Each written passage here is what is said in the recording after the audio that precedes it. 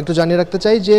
কোটা সংস্কার আন্দোলন ঘিরে যে ছাত্র এবং জনতার গণ অভ্যুত্থান তৈরি হয়েছিল এবং সেই অভ্যুত্থানের সাথে এবং কোটা সংস্কার আন্দোলনের সাথে একমত পোষণ করেছিল কিন্তু প্রবাসীরা এবং প্রবাসীরা এই আন্দোলনকে বেগবান করবার জন্য বড় রকমের একটি ভূমিকা পালন করেছিল এবং তারা একটা সময় গিয়ে রেমিটেন্স শাটডাউনের মতো গুরুত্বপূর্ণ ঘোষণাও দিয়েছিল এবং সেই সময়টিতে কিন্তু তারা রেমিটেন্স পাঠানো বন্ধ করে দিয়েছিল এবং এরই ধারাবাহিকতায় আরব আমিরাতে বাংলাদেশিরা বিক্ষোভ করেছিল এবং সেখানে ৫৭ জন বাংলাদেশিকে কিন্তু গ্রেফতার করা হয়েছিল, আটক করা হয়েছিল এবং বিভিন্ন মেয়াদে তাদেরকে সাজাও দেওয়া হয়েছিল। তবে আমরা যখন অন্তর্বর্তী সরকার ডক্টর মোহাম্মদ ইউনূস ক্ষমতায় আসেন, সরকার প্রধান হন এবং একই সাথে আমরা বিভিন্ন সময় শুনেছিলাম যে কোটা সংস্কার আন্দোলন যারা সমর্থন দিয়েছেন, বিদেশিরা বিভিন্ন জায়গায় যারা আসলে আটক হয়েছেন তাদের ছাড়িয়ে আনবার ব্যাপারে এই সরকার চেষ্টা করবে এবং প্রথম থেকে কিন্তু সেই কাজগুলো শুরু হয়ে গিয়েছিল এবং প্রধান উপদেষ্টা নিজেই কথা বলেছিলেন। সেই ধারাবাহিকতা যদি বলতে চাই তাহলে আজ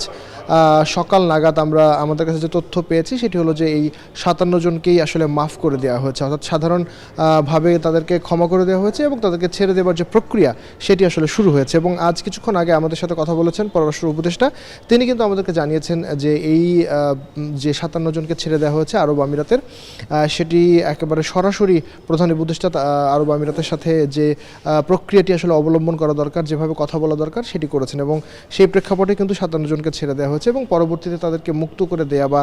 যে প্রক্রিয়াগুলো সেটি আসলে ইতিমধ্যে শুরু হয়েছে। একটু জানিয়ে রাখি যে পররাষ্ট্র উপদেষ্টা যখন আমাদের সাথে কথা বলেছেন তিনি আমাদের জানিয়েছেন যে এই পুরো যে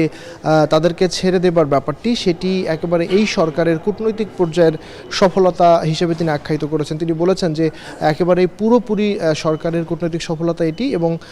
এর প্রেক্ষিতে পরবর্তীতে প্রবাসীদের বিভিন্ন রকমের